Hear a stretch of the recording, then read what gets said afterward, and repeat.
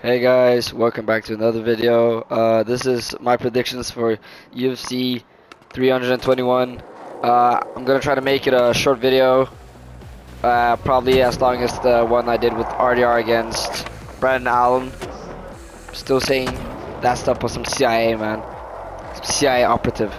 But anyways, I'm gonna mostly just have main card, and also yeah, I'm on skate again. So yeah, I said I'm gonna mostly have main card, but also a little bit of the prelims, because you know I have some warriors out there I love. So starting off with Walter Walker. Yes, our boy, the heel hooker, the absolute foot demon. He will get that heel hook, I promise. But yeah, no, Walter Walker, he's young, huge, and he's dangerous. At least with his submission game, that guy like has ripped like 3 heels in the UFC. He's 3 in 1 in the UFC. He got strong kicks, good takedown defense, and a lot of power in his hands. I feel like Walter Walker, the way he's gonna win this fight is either if he keeps his composure and uses his range, he can easily dominate, maybe getting KO.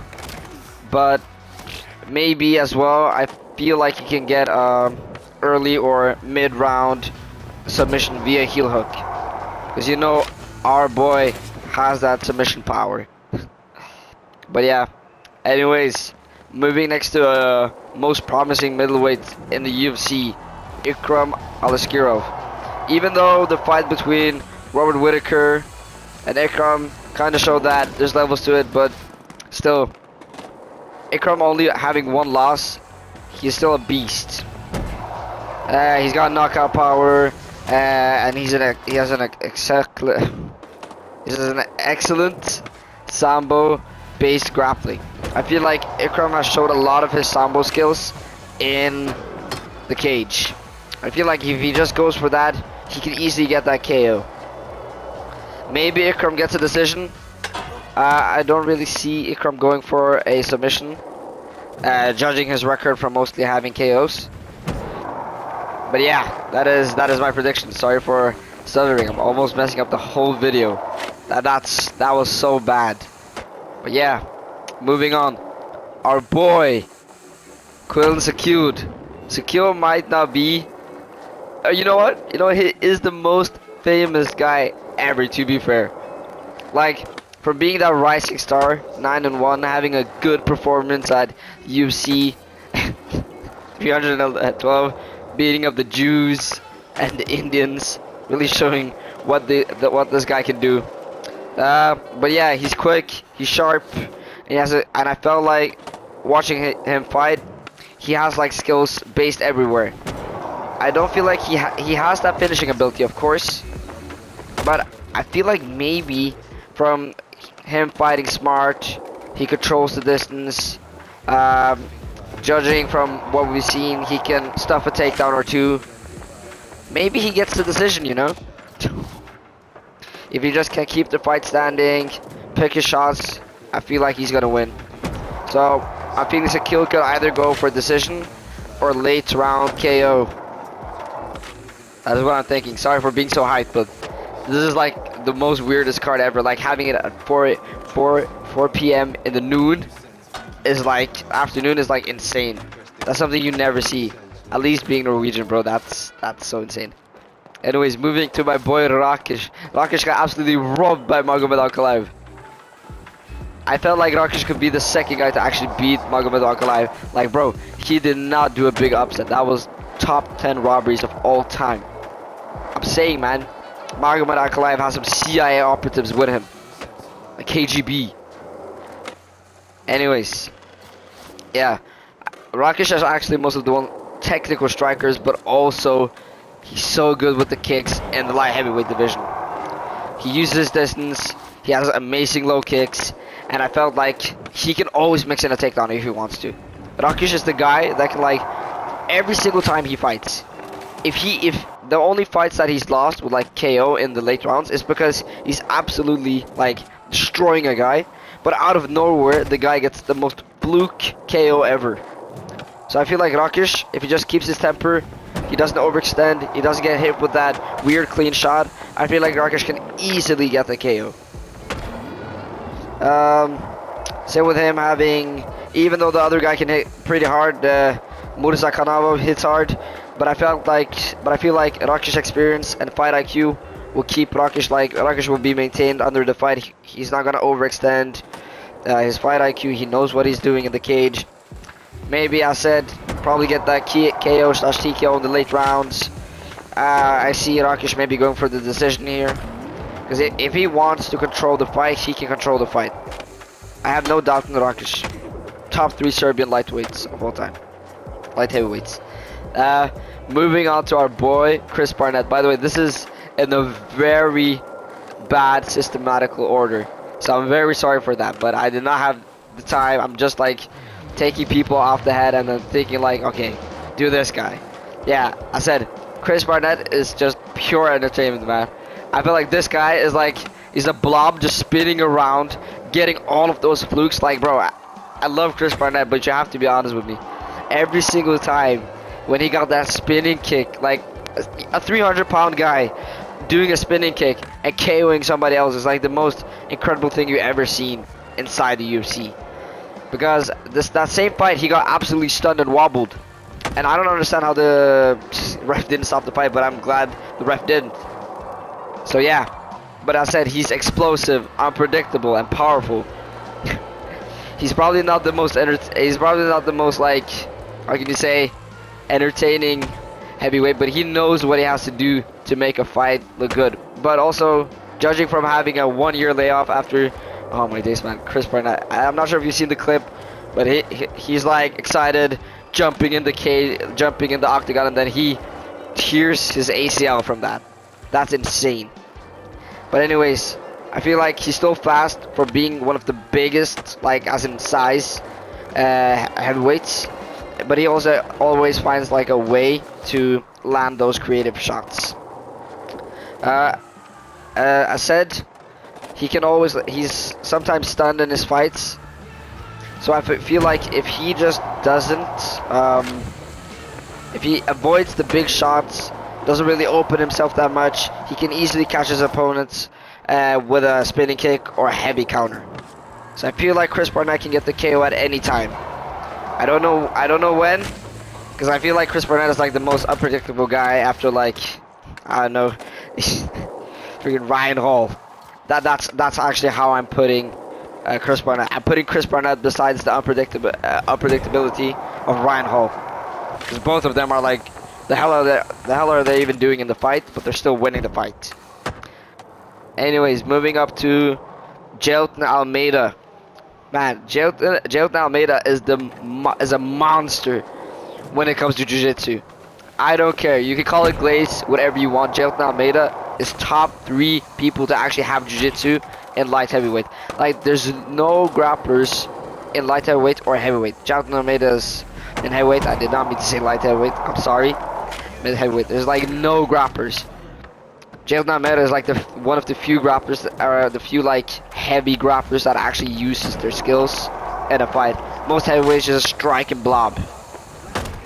So yeah, he has incredible jiu-jitsu and wrestling. If you get taken down by him, it's almost impossible to escape. I cannot lie. If you just same with everyone else. To be fair, Jailton Almeida just has to fight smart. He can just close the distance, get that takedown, and he will easily dominate Volkov. From what I've seen Volkov fighting, I've never like seen a good grappling counter against him. Yeah, maybe he has done some stuff, but I felt like that's not gonna be enough for keeping a jiu-jitsu beast off him.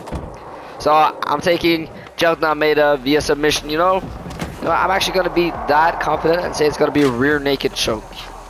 That's how confident I am in Jailton Almeida's grappling and finishing ability. Next, moving on to our boy Umar Nurmagomedov. He's gonna kill that CIA operative Mario Batista. Mario Batista is a terrorist. He's a UFC terrorist. He goes around killing all of the fights. He kills all of our best people that are of course washed, but still, I cannot lie when I say this, but Mario Batista is a terrorist. Mad terrorist scum. Anyways, I said Umar, only fight he's lost is Merab. To be fair, he could have won that fight if he just didn't have a hand injury. I feel like Umar learned a lot from that fight. He's probably upped his cardio even more. Because I felt like maybe Khabib, after seeing that fight, Khabib's gonna be like, "Hey, Braza, you need to work on your cardio. Like, I know you have the grappling and striking, but Braza, if you cannot go 5 rounds with good Georgian Resta, you have to change your cardio, man." So yeah, I feel like Umar's been in that cardio camp with Tony, bro. So yeah, so as I said, he has the Dagestani style, constant pressure. He has perfect takedowns, and this is kind of glazing. Actually, no glaze. Umar has smooth striking. I feel like if he just mixes in everything together, he doesn't have to be cocky. He doesn't have to overextend. I feel like he can get the decision. I feel like Umar is actually gonna get actually a dominant decision. I don't see any way for this going for Mario Batista. Is only if Mario Batista gets a decision. Because Mario Batista has good boxing, but he has like zero finishing ability. Yeah, he has smacked the shit out of some of the people we said that would absolutely destroy him. But I feel like Umar mixing in everything together, Mario's not gonna know what Umar does next. Umar can switch up the fight, I feel like, whenever he wants to. And same with Umar being good, but I feel like Umar is on a whole nother level of technicality. Or technically. Yeah. So, Umar by dominant decision or late finish. Anyways, moving to the co-main event. You already know I have Mackenzie Dern. I am rooting for that lady, bro. I am rooting for that lady. That's the one of the WMMA fights you want to see. Because I felt like if you saw the first fight, she won. But holy, it was probably one of the best grappling matches in the WMMA. Like, seeing how many times, like, if those two starts to grapple, they are grappling. Like, Mackenzie's jiu-jitsu is world class, but she has ass wrestling. Like, she has a good bottom game, but she cannot shoot those takedowns. If she meets an opponent that can actually stuff takedowns, she is mostly done. All of the people she's been KO'd or lost to has been heavy base strikers that knows how to block, knows how to stuff a takedown, and that actually like hits like a truck, like Lemos. But yeah, on the ground she's dangerous from every single position. I felt like her striking has improved a little, and I feel like maybe she's gonna learn more to switch up or mix her punches and takedowns. Not gonna be that heavy grapple based. So if she gets it to the ground, I feel like it's over. But I'm saying it's kind of hard to submit Viviana. So I feel like Dern is gonna get that close decision. If there is a potential submission, I'm calling it armbar or triangle in the late rounds. Like, actually, yeah, maybe early third or late fourth. Yeah, and also, going back to the Umar fight, I feel like that's going to be fight of the night, 100%. Because that's probably from what we've seen on the card, that's probably the most high-skilled match. Unless if like Tom Aspinall and Surgan puts on like top 3 performances of all time. Which, I'm going to get back to that later. I'm going to get that right now. Introducing the main event. Tom Aspinall against Cyril probably Gain. This is going to be absolute insane war. Nah, I'm lying, guys. You know, actually, I've locked it up at submission round 1. Yeah, I know you guys know I already watched Bedtime MMA. I have to be honest. If Surgan has not changed his grappling game, getting out wrestled by Francis Ngannou is like top 3. That's like Ilia Topuria getting outboxed by Khabib. It's like something that shouldn't be. That's something that shouldn't happen. It's so weird.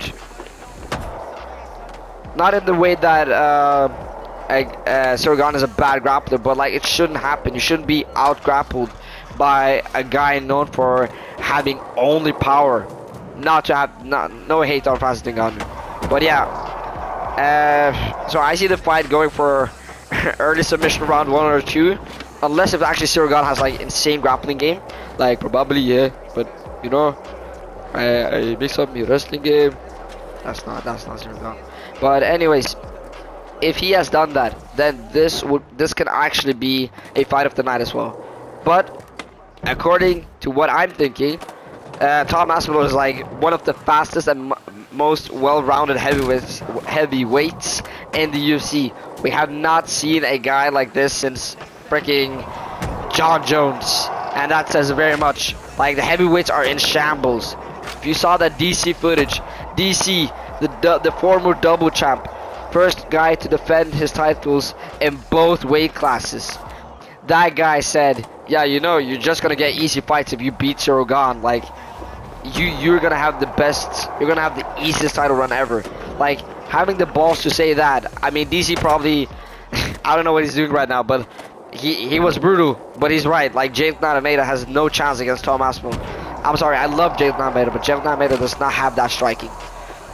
But I said, yeah, Tom Aspinall has very good boxing. I wouldn't call it elite. He has great footwork. He's really smooth with the takedowns for a big guy. I feel like he can always like switch up whenever he wants to. So as I said, he's probably one of the most best guys in the heavyweight to actually mix up from ground game, grappling, to striking. Sirogan, I said, you know what? Sirogan doesn't even struggle against strong grapplers. He struggles against based or normal grapplers. It's like, it's so weird. And I feel like if he hasn't changed it, as I said, Aspinall's pressure and ground and pound could be too much. So I'm thinking either Tom Aspinall locks up a TKO second round from brutal overhands, I don't know. Or Tom Aspinall gets that Kimura finish in round one. That's really how I'm thinking it is. I am actually hoping for Sirogan to put on a performance, but judging from what we've seen, that's how I'm thinking the fight's gonna go. I might be so wrong, but let's see it. Yeah, you know, these fucking seagulls, mate.